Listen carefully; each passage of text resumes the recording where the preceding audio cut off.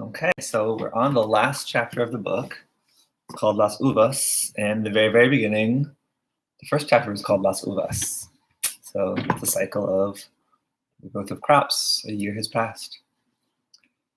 Miguel was the only one who could have taken the money orders. No one doubted that. Alfonso apologized to Esperanza, but Mama graciously said that Miguel must have needed the money to get to Northern California. Alfonso promised the money would be paid back, one way or another. And Esperanza knew it would be. But she was angry with Miguel. How dare he go into her palace and take what was not his? And after all her hard work. Mama seemed to get a little stronger every day, although she still took many naps. Hortensia was happy that she was eating well, and every day Esperanza brought home just picked fruit to tempt her. A few weeks later, Esperanza stood on the shed dock in the morning and marveled at the peaches, plums, and nectarines that poured into the shed.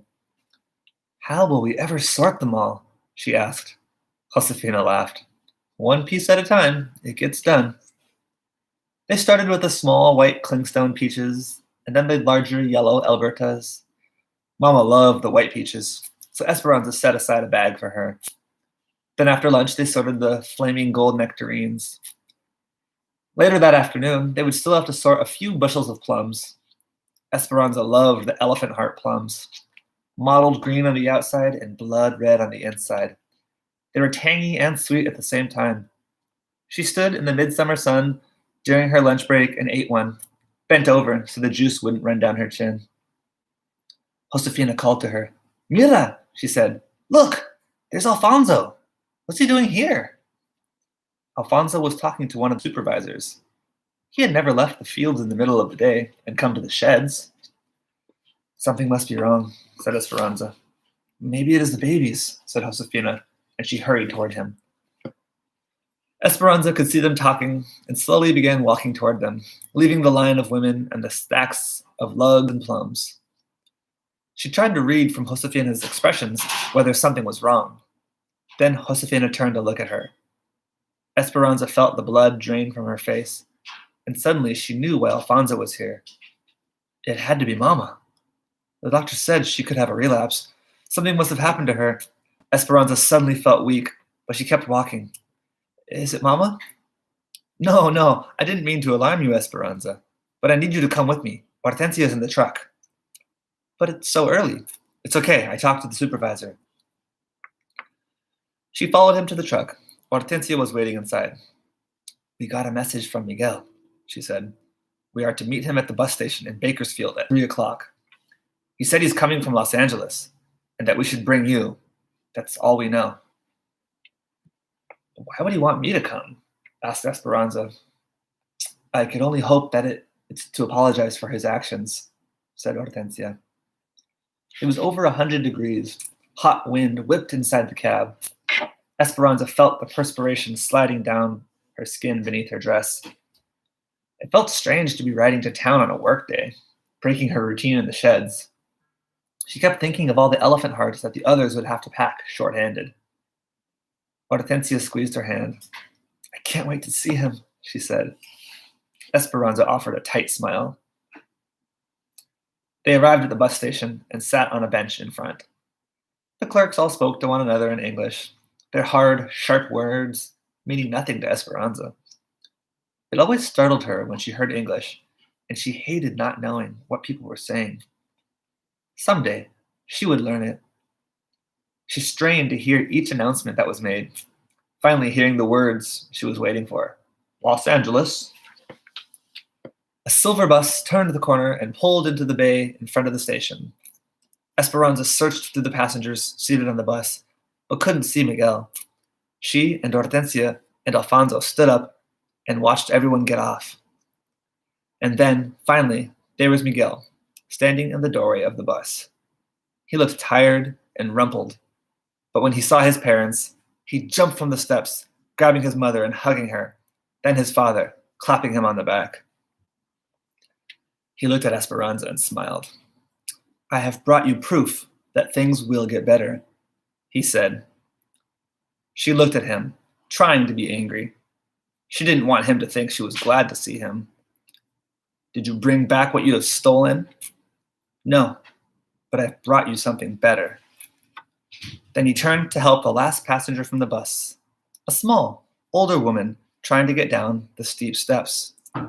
The sun reflecting off the shiny bus glinted in Esperanza's eyes. She shaded them with her hand, trying to imagine what Miguel was talking about.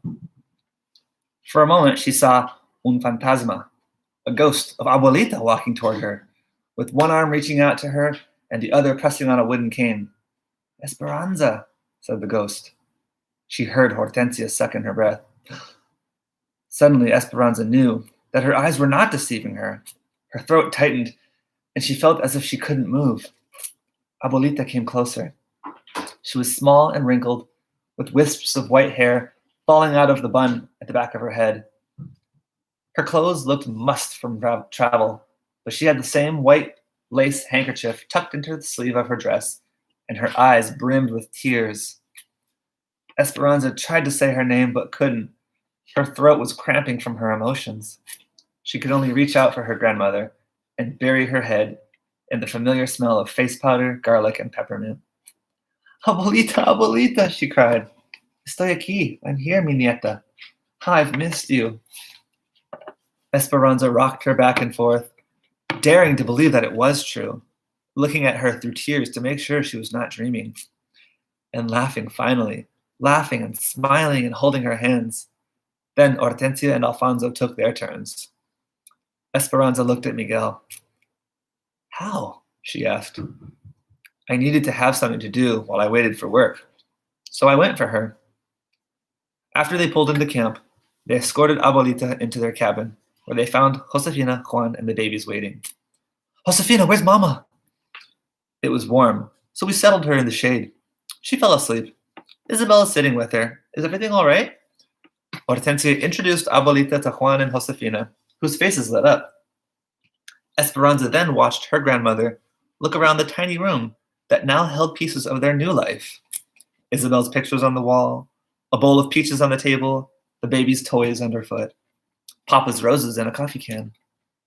Esperanza wondered what Abuelita thought of the sad conditions, but she just smiled and said, Please take me to my daughter.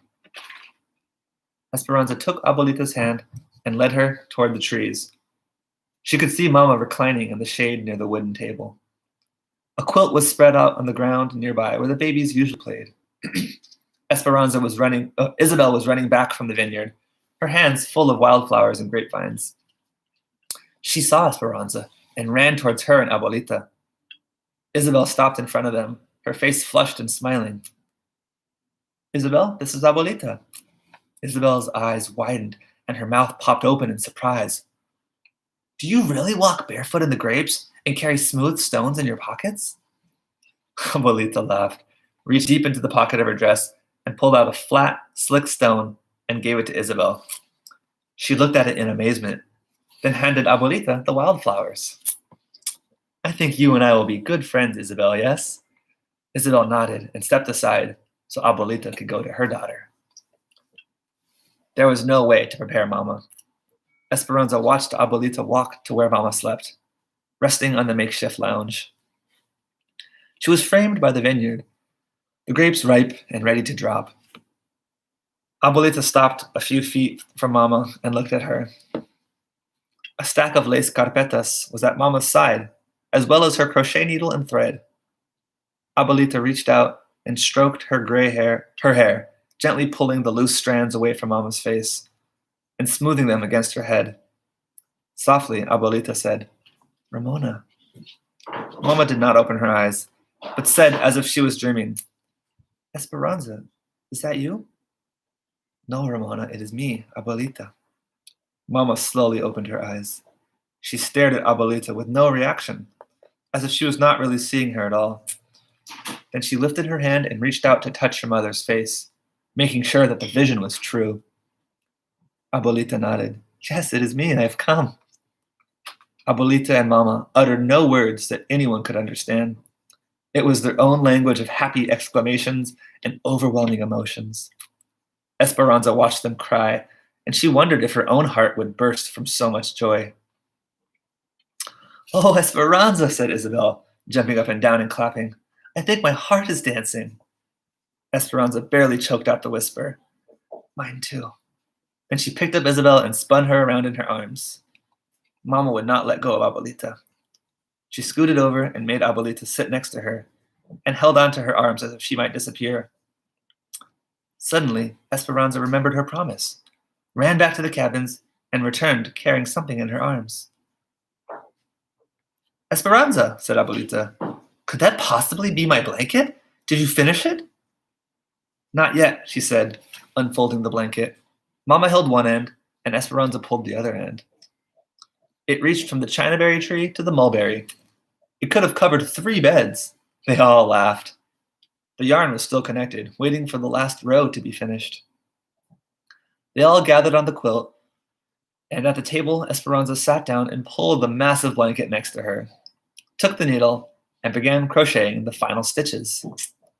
When Mama could finally speak, she looked at Abuelita and asked the same thing Esperanza had asked. How did you get here? Miguel, said Abuelita. He came for me. Luis and Marco have been impossible. If I went to the market, one of their spies would follow me. I think they thought you were still in the area and would eventually come back for me. 10 stitches up to the top of the mountain. Esperanza listened to Abuelita tell Mama about how infuriated Tio Luis had been when he found out they were gone. He'd become obsessed with finding them and questioned all of their neighbors, including Senor Rodriguez. They had even come to the convent to question her sisters, but no one told him anything. Add 1 stitch. A few months after they left, she had a premonition that something was wrong with Mama. The feeling would not let go of her, so she lit candles every day for months and prayed for their safety. 9 stitches down to the bottom of the valley. Then one day, when she had almost given up hope, she found an injured bird in that garden that she did not think would fly again. But the next morning when she approached it, the bird lifted into the sky. She knew it was a sign that whatever had been wrong was better. Skip 1 stitch. Then one of the nuns brought her a note that someone had left in the poor box addressed to her. It had been from Miguel. He suspected that Abuelita was being watched, so he delivered his notes after dark, telling her of his plan. 10 stitches up to the top of the mountain. Miguel and Senor Rodriguez came in the middle of the night and took her to the train station. It was all very exciting, and Miguel didn't leave her side once during the entire trip. He brought her all the way here.